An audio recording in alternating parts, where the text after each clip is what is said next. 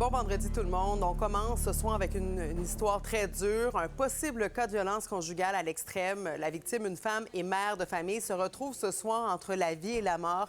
Ma collègue Sabrina Rivet se trouve devant la résidence du couple à Saint-Charles-sur-Richelieu. Sabrina, le conjoint qui est le principal suspect dans cette affaire fait face à de graves accusations. Donc, l'homme de 42 ans fait face à des accusations de tentative de meurtre, également voie de fait grave.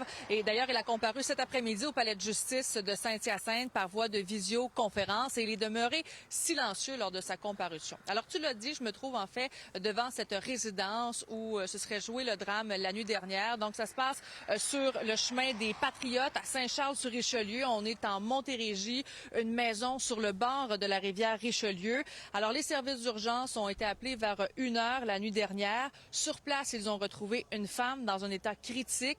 La mère de famille de 44 ans a été transportée à l'hôpital et comme tu le disais, eh bien, on craint toujours pour la vie de la femme actuellement. Sur place, il y avait également son conjoint qui a été transporté à l'hôpital puis par la suite arrêté.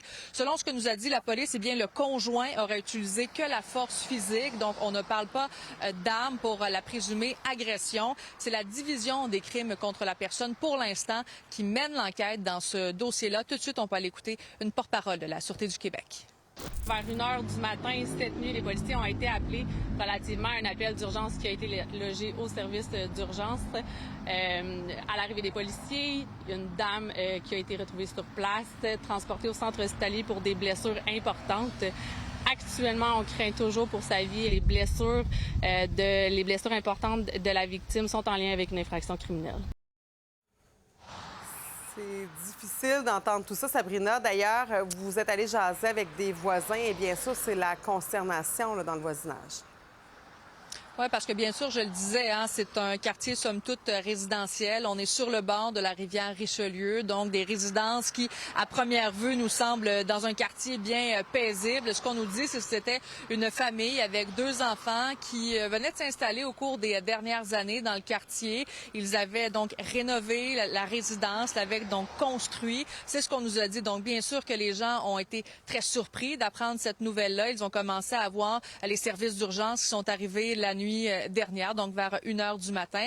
Alors, bien sûr, on nous disait, en apparence, ça semblait être une famille sans problème. On va l'écouter d'ailleurs une voisine à qui j'ai parlé.